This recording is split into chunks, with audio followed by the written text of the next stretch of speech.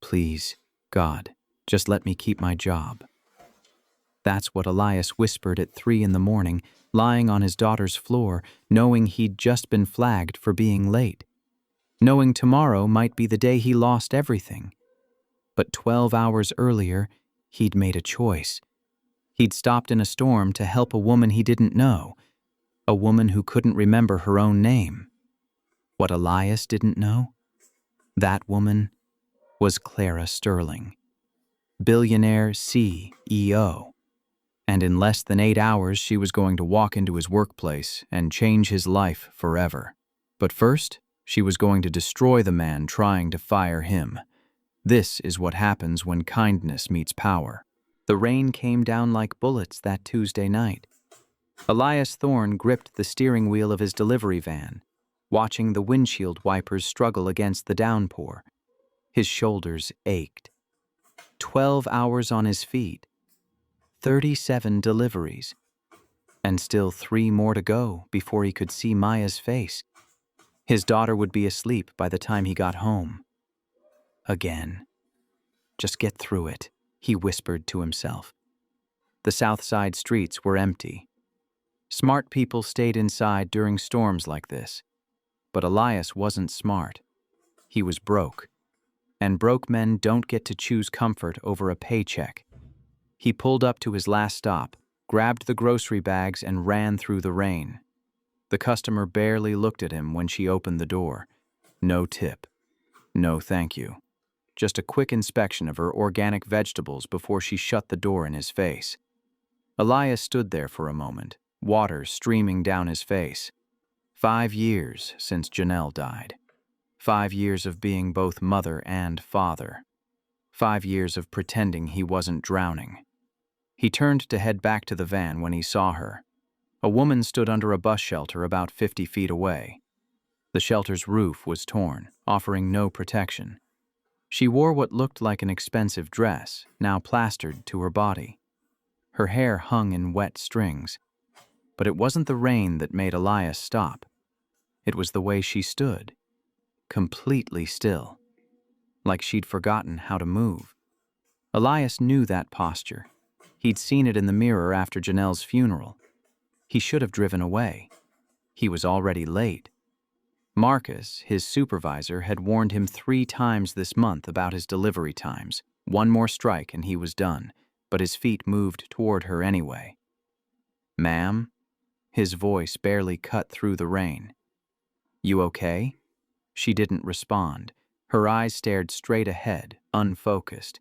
"Ma'am, you're going to get sick out here. Do you need help?" Finally, her gaze shifted to him. Her eyes were red, swollen. She'd been crying for hours, maybe days. She opened her mouth, but no words came out. "Where do you live? I can take you home." She shook her head slowly. Not a refusal, confusion. Do you remember your address?" Another slow shake. Elias felt his heart sink. Something was very wrong here. This woman wasn't drunk or high. She was lost in grief so deep she'd forgotten the world around her. He looked at his phone. 11:47 p.m. If he didn't get back to the depot by midnight, the system would flag him. But he couldn't leave her here. Not like this. "Listen, I don't know what you're going through, but you can't stay here. Please, let me help you." She studied his face for a long moment. Then, without a word, she walked toward his van. The drive back to his apartment was silent. Elias kept glancing at her, worried. She sat perfectly still, hands folded in her lap, staring at nothing. He thought about taking her to a hospital, but something told him she didn't need doctors. She needed what Janelle used to call a soft place to land. His apartment was small.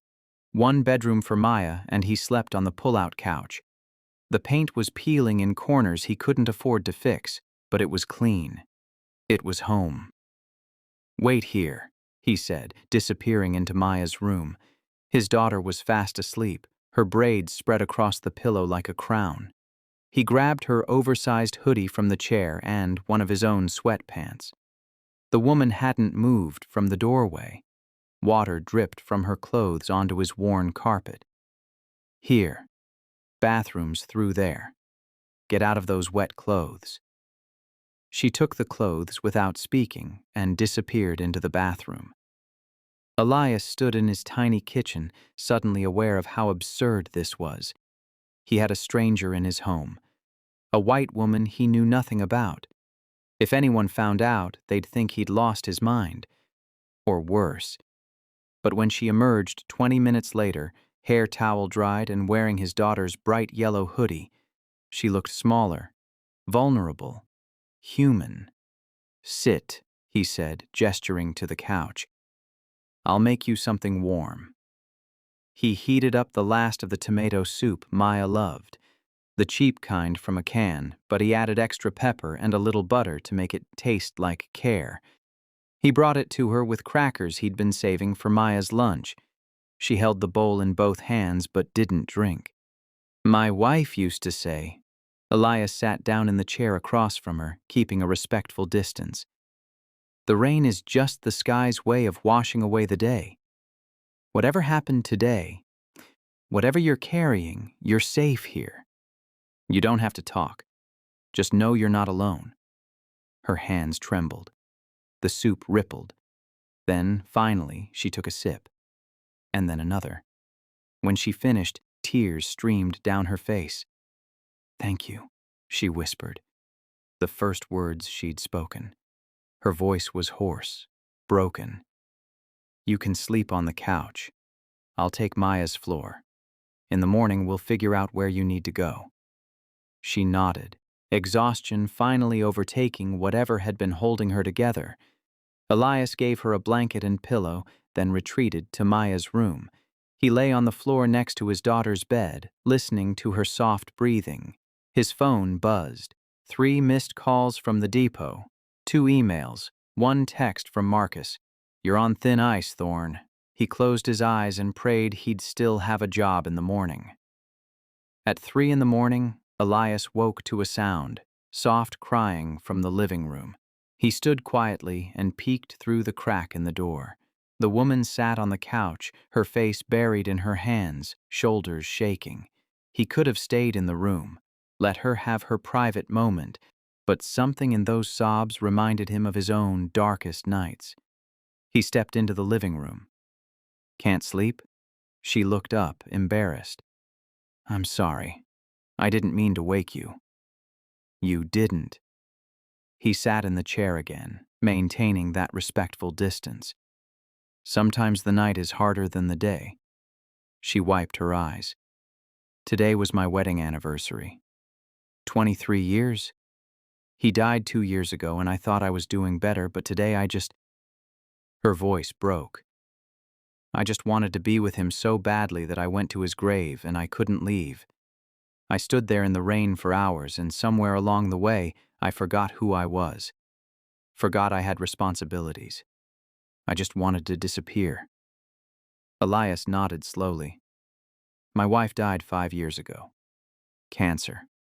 There are still days when I wake up and forget she's gone.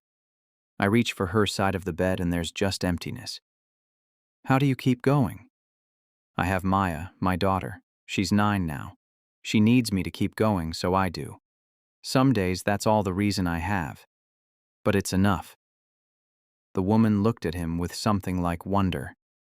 "You gave me your daughter's clothes. Fed me her food. You don't even know me. I know grief when I see it, and I know what it's like to need someone to tell you that tomorrow might be a little easier than today. Will it be? Eventually, not tomorrow, maybe not next month, but one day you'll realize you laughed at something and it didn't feel like a betrayal. One day you'll make plans for the future without feeling guilty. It comes slow, but it comes." She was quiet for a long moment. "My company. I run a very large company. I have thousands of employees depending on me. But tonight I was just a woman in the rain. You didn't see a CEO or a billionaire. You just saw someone who needed help. That's all you needed to be." "What's your name?" "Elias Thorne." "I'm Clara." She didn't offer her last name, and he didn't ask. They sat in the quiet darkness, two people who understood loss until the sky started to lighten. Clara stood, folding the blanket neatly. I should go. I've imposed on you enough. You didn't impose. You were welcome. She changed back into her dress, now dry but wrinkled beyond repair. At the door, she turned back to him. Thank you, Elias. For seeing me. For being kind when you had every reason not to be. Take care of yourself, Clara. When she left, he noticed she'd written something on a piece of paper and left it on his kitchen table. Thank you for seeing me when I was invisible. Elias tucked the note into his pocket and got ready for work, not knowing that in a few hours his entire life would explode into something he never imagined possible. The distribution center smelled like cardboard and broken dreams. Elias clocked in at 6:58 a.m., 2 minutes before his shift. Other drivers nodded at him in that silent way working men do. Everyone here was fighting their own battle. Everyone here was one mistake away from losing everything. Marcus stood by the loading dock, clipboard in hand, looking like a man who enjoyed power a little too much. He was 32, college-educated, and had never delivered a package in his life, but he controlled who ate and who starved. Thorne. My office. Now. Elias felt his stomach drop. He followed Marcus into the small office that smelled like old coffee and disappointment. Sit. Elias sat. Marcus leaned back in his chair, enjoying this. You were 43 minutes late returning your van last night. That's a violation of protocol, and we got a complaint. Customer on Ashland Avenue said her groceries were damp, said you clearly didn't protect them from the rain. Marcus, there was a storm. I did my best. Your best isn't good enough anymore, Elias. This is your third strike this month. You know what that means. Please. The word tasted like ash in his mouth. I have a daughter. I can't lose this job. You should have thought about that before you prioritized whatever you were doing over our customers. Rules are rules. I helped someone. A woman was stranded in the rain. She was lost, and I don't care if you were helping Mother Teresa. Marcus stood up, holding out his hand. Keys. Badge. You're done. Elias couldn't breathe. The room tilted. He thought of Maya's face when he'd have to tell her they were losing the apartment. He thought of the eviction notice he'd already received last week. He thought of his daughter's smile and how it might disappear forever. Marcus, I'm begging you. Give me one more chance. I'll work extra shifts. I'll take the worst routes. Please. Security will escort you out if necessary. Don't make this harder than it has to be. Elias stood on shaking legs. His hands fumbled with the badge clip. 5 years of perfect attendance before Janelle died. 5 years of building himself back up. All of it ending in an office that smelled like Marcus's cheap cologne. He unclipped his badge and placed it on the desk. He pulled out his van keys and set them down with a sound that felt like his life ending. As he turned toward the door, his vision blurred with tears he refused to let fall. Not here. Not in front of Marcus. The walk through the warehouse felt like death row. Other drivers looked away. They'd all been where he was. They all knew they could be next. His friend Jerome, who'd worked here for 8 years, gave him a subtle nod. Respect between drowning men. Elias pushed open the glass doors that led to the parking lot. The morning sun was too bright, too cheerful for what was happening. He stood there, trying to figure out how to walk to his car, how to drive home, how to look Maya in the eyes and tell her daddy failed again. His phone was in his hand. He was looking at his bank account. $347. That would cover maybe 2 weeks of food if they ate cheap. Then what? Call his brother in Atlanta? Beg for a loan he couldn't repay? Then he heard the engines. 4 black SUVs pulled into the parking lot in perfect formation. They weren't delivery vehicles. They were the kind of cars that meant somebody important was arriving. The kind you saw in movies when the president showed up. Elias stepped aside, assuming it was some corporate inspection. Maybe they were shutting down the whole facility. Wouldn't that be perfect? Lose his job right before the company collapsed. Men in black suits and earpieces emerged first. Security. Real security, not the retired cop who usually checked IDs at the gate. They moved with military precision, scanning the area, talking into their wrists. Then she stepped out of the second vehicle. Elias felt his heart stop. It was her, Clara, the woman from last night. But she wasn't wearing Maya's yellow hoodie anymore. She wore a charcoal gray suit that looked like it cost more than his car. Her hair was pulled back severely. Her posture was rigid, commanding. Diamond earrings caught the sunlight like tiny stars. She looked like power itself had taken human form. Behind Elias, he heard chaos erupting inside the building. Through the glass, he could see Marcus running toward the entrance, straightening his tie, panic written across his face. Other managers were scrambling, pushing drivers out of the way. Clara Sterling walked toward the building with purpose. Her security detail flanked her. She moved like someone who owned the ground beneath her feet. Because she did. Elias suddenly understood who he'd helped last night. Clara Sterling. The reclusive CEO of Sterling Technologies, the parent company that owned the delivery app, the warehouses, the entire infrastructure. She was a legend in Chicago business circles, worth billions. Never gave interviews. Her husband had died 2 years ago in a car accident, and she'd become even more isolated after that, and Elias had given her soup from a can. She stopped when she saw him standing there. Her eyes locked with his. For just a moment, the steel facade cracked. Recognition flashed across her face, followed by something that looked like gratitude. Then something else. Anger. Then she continued past him into the building. Marcus practically threw himself at her feet. "Miss Sterling, this is such an honor. We had no idea you were coming today. If we'd known, we would have prepared a proper welcome. Please, let me show you. Where is your office, Mr. Chapman?" Her voice cut through his babbling like a knife. This way, ma'am?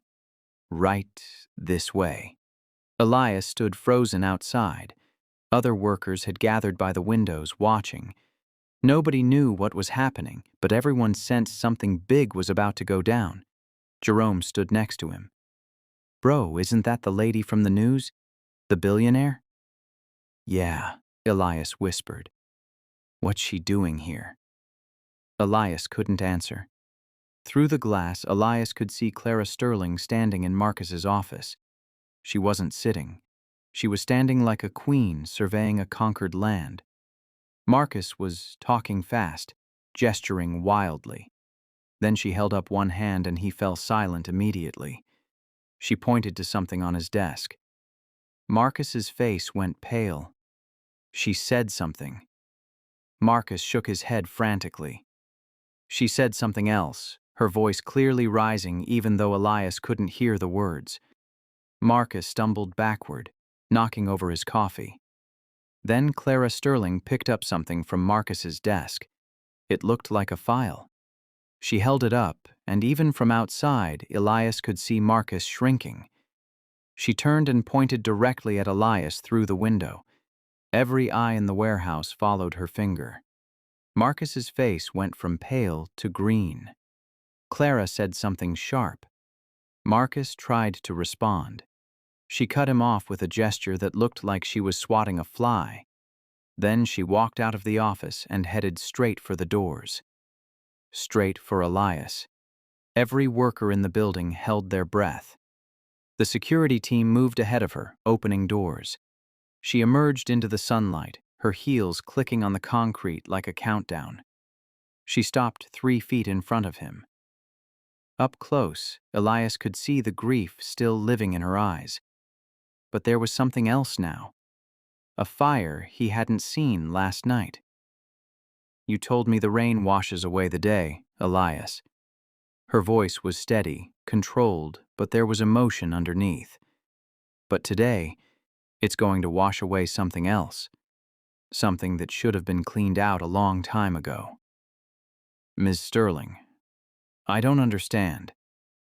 Marcus Chapman has just been terminated, effective immediately. He will be escorted from the premises and will never work for any Sterling Technologies subsidiary again. Behind her, 2 security guards were already walking Marcus out. He was arguing, pleading. Ms. Sterling, please. This is a misunderstanding. I was just enforcing company policy. She didn't even turn around. Company policy is not an excuse for cruelty, Mr. Chapman. You're done. Marcus was dragged past Elias. Their eyes met for a moment. Marcus looked like a man watching his world collapse. Elias felt no satisfaction, just sadness at how power corrupts small men. Clara turned back to Elias. The problem with companies like mine is that we forget the people who actually make everything work. We promote men like Marcus who see human beings as numbers on a spreadsheet. We measure efficiency instead of humanity. We reward cruelty and call it leadership. A small crowd had gathered. Drivers, warehouse workers, even the front desk receptionist. Everyone was listening. Last night, Clara continued, her voice carrying, I was lost.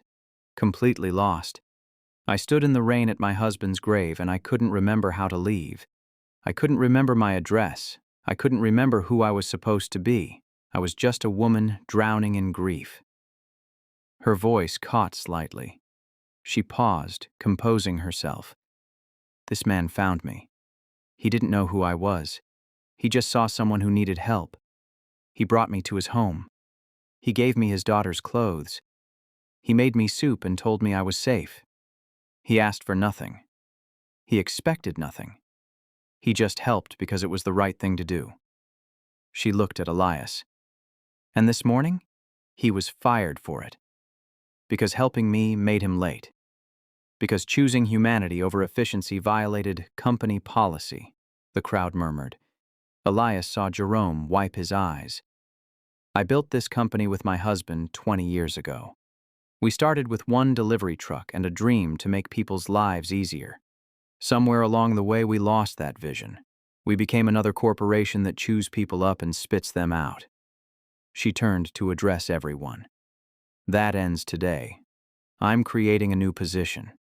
Head of Community Logistics for the Midwest region. The job is to make sure drivers like Elias are treated with dignity, to make sure the people doing the real work have a voice, to make sure we never forget that behind every delivery is a human being with a family, with dreams, with worth.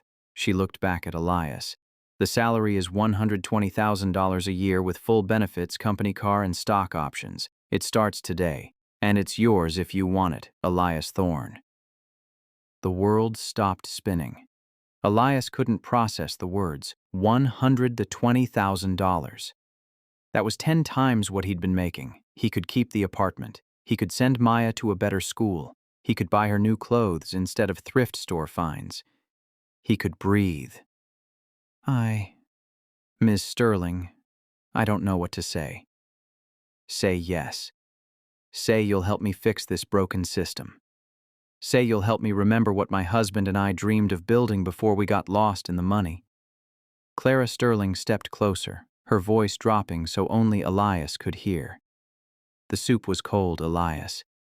But your heart was the warmest thing I've felt since I lost David. Thank you for seeing me when I was invisible. Thank you for reminding me what matters. She extended her hand. Elias shook it, tears finally breaking free. Behind them, the crowd erupted in applause. Jerome was whooping. Other drivers were chanting Elias's name. Welcome to the team, Mr. Thorne. Now let's go inside and start changing some things. As they walked back into the building together, Elias caught sight of his reflection in the glass. For the first time in 5 years, he saw a man who didn't look like he was drowning. He saw a man who'd simply done the right thing when it cost him everything. And somehow, impossibly, it had saved him. 2 weeks into his new position, Elias sat in an office that still didn't feel real. Windows overlooking the Chicago skyline. A desk made of actual wood, not particle board. A secretary named Patricia who brought him coffee without him asking. But the strangest part was the respect. People listened when he spoke. They took notes. They implemented his ideas. It felt like living someone else's life. Mr. Thorne, Patricia's voice came through the intercom. Regarding the report, we need to discuss the quarterly figures immediately. Miss Sterling is here to see you. Send her in. Clara entered carrying 2 folders and wearing an expression he'd learned meant trouble. She'd been kind to him these past 2 weeks, but she was still a CEO. Still someone who could end careers with a word. We have a problem, she said, sitting across from him. What kind of problem? The board. They're pushing back on your community driver initiative. Gerald Hutchinson is leading the charge. He's convinced half the board that we're throwing money away on feel-good nonsense that won't improve the bottom line. Elias felt his stomach sink. The initiative was everything. Fair wages, mandatory breaks, mental health resources, profit sharing. It was the reason Clara had hired him. What do? We fight. The board meeting is next week. You'll present the initiative directly to them. Show them the numbers. Show them the human cost of ignoring this. Show them what I saw that night in the rain. Clara, I'm not a public speaker. I'm a delivery driver who got lucky. You're not lucky, Elias. You're exactly what this company needs. Someone who knows what it's like on the ground. Someone who hasn't forgotten that profit comes from people, not the other way around. She slid the folders across his desk. This is everything you need. Cost analysis, retention projections, customer satisfaction data. Patricia will help you build the presentation. And Elias? Don't hold back. These men need to see the truth, even if it makes them uncomfortable. After she left, Elias opened the folders. The numbers were staggering. The company made billions while drivers earned poverty wages. The turnover rate was 67% annually because people couldn't survive on what they paid.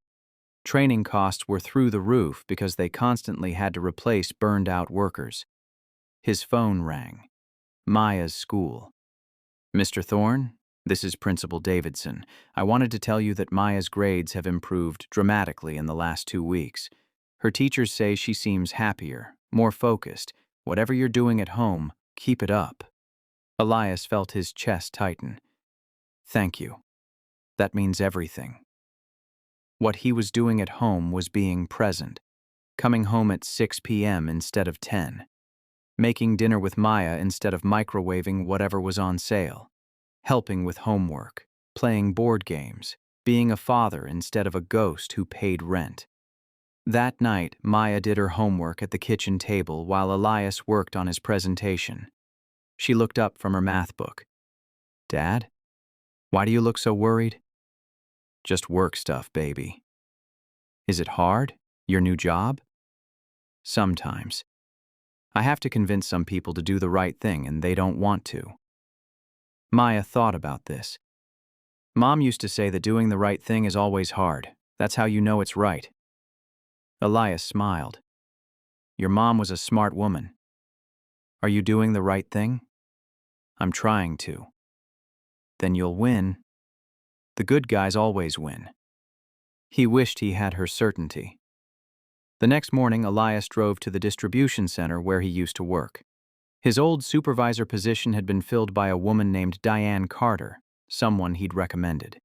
She'd been a driver for 6 years and understood the struggles. Jerome was loading his van when Elias arrived. Look at you, Mr. Corporate, Jerome grinned. Fancy suit and everything. I need your help. Both of you. They sat in the break room and Elias explained the situation. I'm presenting the initiative to the board next week, but I can't do it alone. I need real stories, real people. Will you come with me? Jerome looked uncomfortable. Man, I don't do well with public speaking. I get all nervous and forget words. You don't have to give a speech, just tell your story. Tell them what it's like to choose between paying rent and taking your daughter to the doctor. Tell them about the time you worked through the flu because you couldn't afford a sick day. Diane leaned forward. I'll do it. I'll tell them about raising 3 kids on driver wages. About working a second job on weekends because one full-time job isn't enough anymore. Jerome nodded slowly. All right, I'm in. But if I throw up on some billionaire's shoes, that's on you. Over the next week, Elias built his presentation. He worked late into the nights, fueled by coffee and determination. Patricia helped him refine his message. Clara reviewed his slides and made them sharper, more impactful.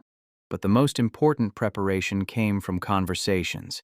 He interviewed 20 drivers, collecting stories. Marcus, the Marine veteran with PTSD who drove because nobody else would hire him.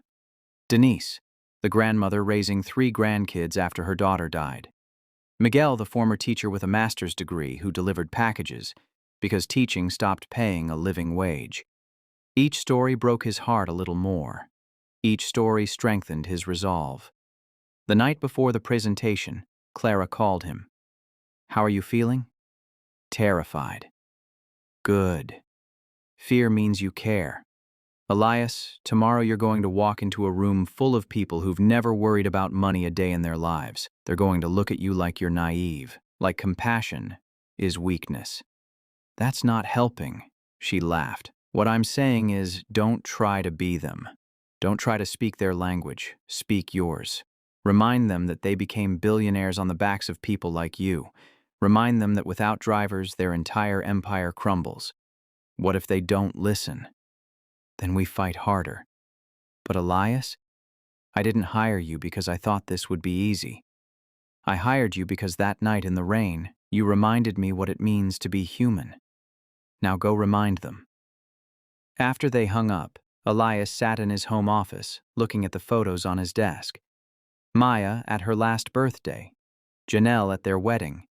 A new photo of him and Clara at a company event, both of them smiling. His phone buzzed, a text from Jerome. We got your back tomorrow, brother. Let's show these suits what real work looks like. Another text from Diane. My kids want to meet the man who's fighting for their mama. You're a hero, Elias. He wasn't a hero. He was just a man trying to make sure other people didn't drown the way he almost had. But maybe that was enough. The presentation was in 14 hours. Elias pulled up his slides one more time, made a few final adjustments, and went to bed.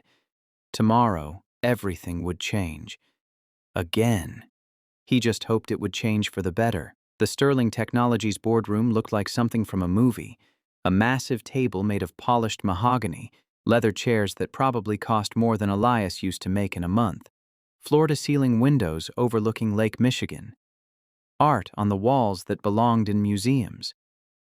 Elias stood at the head of the table in his best suit, the one Clara had insisted he buy. Jerome and Diane sat behind him, both looking terrified. Around the table sat 12 board members. Old money, new money, all of it amounting to more wealth than Elias could conceptualize. Gerald Hutchinson sat directly across from Clara, his expression somewhere between bored and hostile. He was 72, silver-haired, and looked at Elias the way people look at something unpleasant they stepped in. Let's get this over with, Gerald muttered. Some of us have actual work to do. Clara's voice was ice. This is actual work, Gerald. The work of making sure this company has a soul. Elias, please proceed. Elias clicked to his first slide. His hands were shaking. He gripped the remote tighter. 3 months ago, I was one of your drivers. I worked 12-hour days. I skipped meals because there wasn't time. I missed my daughter's life because I was too exhausted to be present when I got home. And I was one of the lucky ones. He clicked to the next slide. Photos of real drivers, their faces, their stories.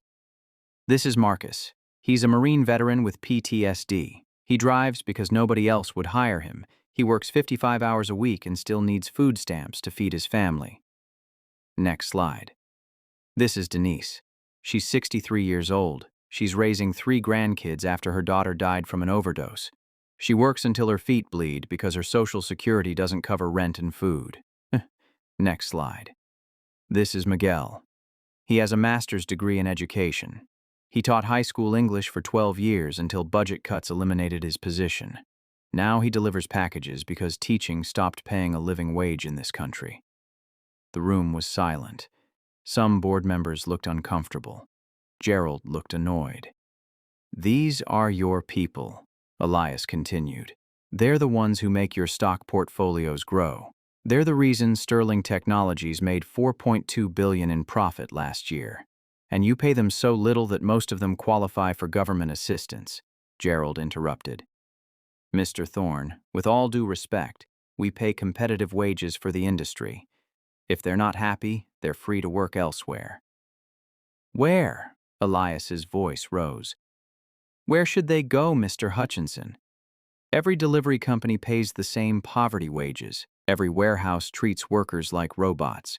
You've all agreed to keep compensation low because you can, because people like Marcus and Denise and Miguel are desperate enough to accept whatever crumbs you offer.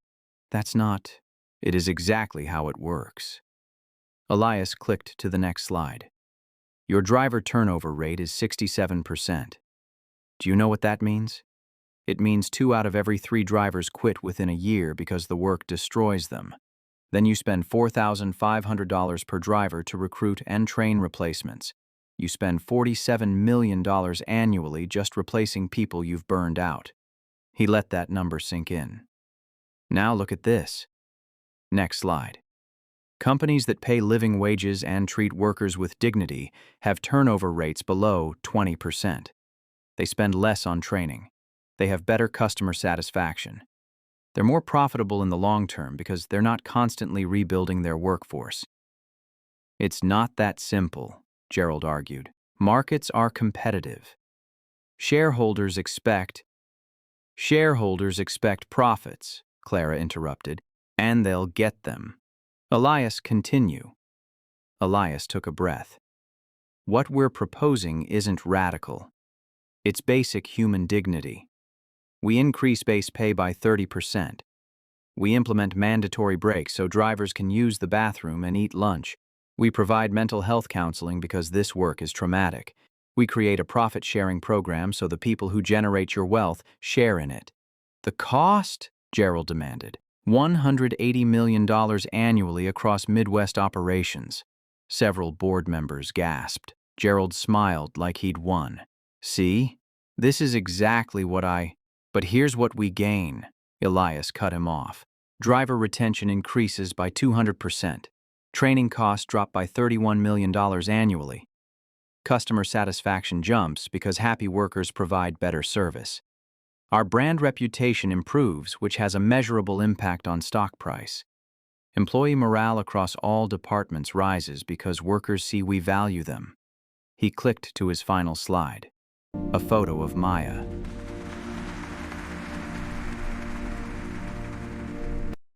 "But most importantly, we sleep at night, because we're not building an empire on broken people. We're not profiting from suffering. We're creating something that lifts people up instead of crushing them." He turned off the presentation. "I'm not a businessman. I'm just a dad who happened to help the right person on the right night. But I know this. You can squeeze every cent out of desperate people until they have nothing left. Or you can invest in them and watch your company become something worth being proud of." He gestured to Jerome and Diane. "These 2 volunteered to come here today. They took time off work they can't afford to lose. Because they believe this can change. Jerome, tell them." Jerome stood, clearly nervous. I'm not good with words like Elias, but I'll tell you this. Last month my daughter got sick. Real sick. I had to choose between taking her to the doctor and paying rent. I chose the doctor. We got evicted. We're living with my mother now. 3 generations in a 2-bedroom apartment because driver wages aren't enough to survive on in Chicago." His voice cracked. "I'm not asking for charity. I work hard. I show up every day. I just want to be paid enough that my daughter doesn't have to grow up in poverty because her daddy's full-time job isn't enough." He sat down. Diane stood. "I'm 63 years old. I should be retired. But my daughter died and left me with 3 babies to raise. I work 50 hours a week and I still can't afford their school supplies. I still can't take them to the dentist. I still make them share one pair of good shoes between them." Tears streamed down her face. "You want to talk about shareholder value? Fine. But remember that shareholders are abstract. They're numbers on a screen. I'm real. My grandkids are real. The choice you make today affects real human lives." The room was absolutely silent. Even Gerald looked uncomfortable. Clara stood. "Gentlemen, the question before you is simple. Do we continue extracting maximum profit at human cost? Or do we build something sustainable? Something humane? Something my late husband would have been proud of? All in favor of implementing the Community Driver Initiative?" Hands started going up. 1, 2, 3, 5, 7. Gerald didn't raise his hand. Neither did 3 others. But 8 votes was enough. Clara's smile was small but genuine. "The motion passes. Elias, congratulations. You just changed thousands of lives." The meeting adjourned. Board members filed out, some stopping to shake Elias's hand. Others avoided his eyes, clearly uncomfortable with having their conscience pricked. Gerald was the last to leave. He stopped in front of Elias. "You think you've won something here. But you're naive, Mr. Thorne.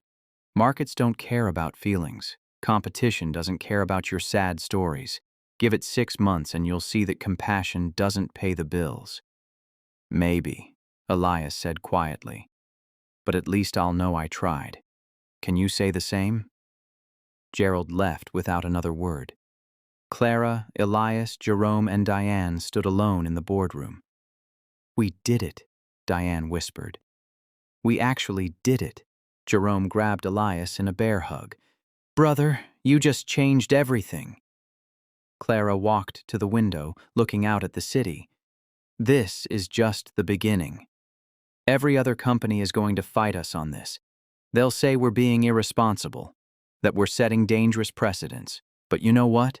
Let them." She turned back, "because we're going to show them that treating people with dignity isn't just morally right. It's good business.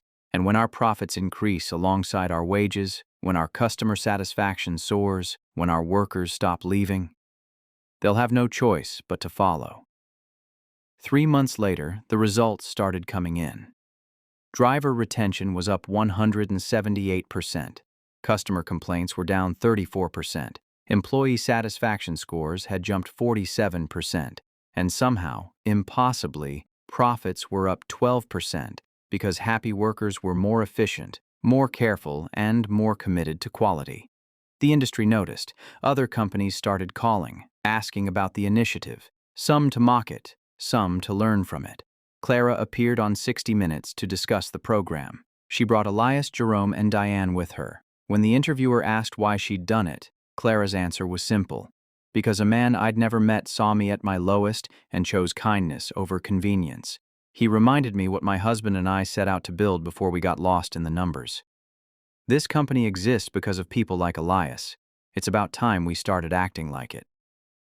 One evening, 6 months after that rainy night, Elias came home to find Maya working on a school project. "What's that, baby?" "We have to write about our heroes. I'm writing about you." His throat tightened. "I'm not a hero." "Yes, you are.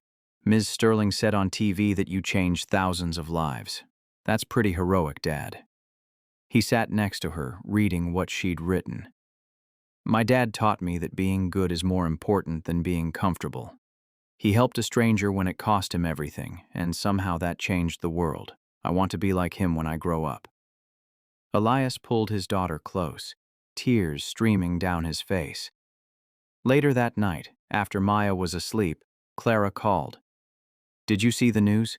3 more companies just announced wage increases for their delivery workers. They're calling it the Sterling effect." That's amazing. Elias, what you did that night in the rain, it's rippling outward. You didn't just save one person. You started a movement. I just did what anyone should do. But most people don't. That's the point. Most people drive past. Most people keep their heads down. You stopped. You helped. You saw a human being instead of an inconvenience. After they hung up, Elias pulled out the note Clara had left that first night. Thank you for seeing me when I was invisible. Below it, he'd added his own words. Thank you for seeing me too. But now he added one more line. And thank you for helping me see what's possible when we choose humanity over convenience. He tucked the note back in his wallet next to Maya's school photo. Outside, it started to rain. Soft at first, then harder. Elias stood by the window, watching water stream down the glass. Janelle used to say the rain washes away the day. Now he understood what she meant. Every storm is a chance to start fresh. Every downpour is an opportunity to be better than you were before it started. That rainy night 3 months ago, Elias had made a choice. He'd chosen to stop, to help, to see a stranger's pain as more important than his own convenience. That choice had cost him his job. That choice had saved his life. That choice had changed thousands of other lives in ways he was still discovering. As he watched the rain fall, Elias thought about all the people out there right now, standing in storms of their own. People working 3 jobs and still falling short. People choosing between food and medicine. People drowning in a system designed to keep them underwater. Tomorrow, he'd fight for them again. He'd push for more changes, better policies, stronger protections. But tonight, he'd just stand here and remember that sometimes the smallest acts of kindness create ripples that change everything. Sometimes, stopping in the rain for a stranger is exactly what saves the world. The rain continued to fall, and somewhere in the city, someone else was making a choice. To stop, to help, to see. The ripples spreading outward, touching lives they'd never meet, creating change they'd never witness.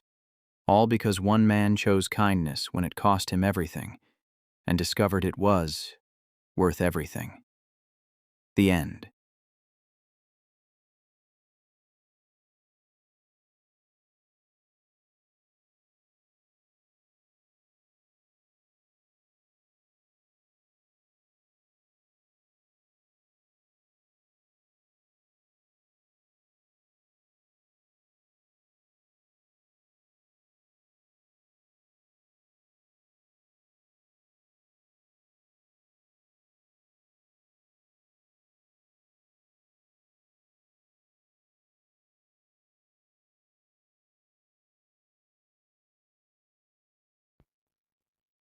You know, the part where Maya writes about her dad being her hero? That's what really got to me. It makes me wonder how many of us are driving past people every day because we are too busy or too tired to care. I really hope this story inspires you to be that one person who stops in the rain for a stranger. Because, as Elias found out, saving someone else might just be the thing that saves you too. Take care.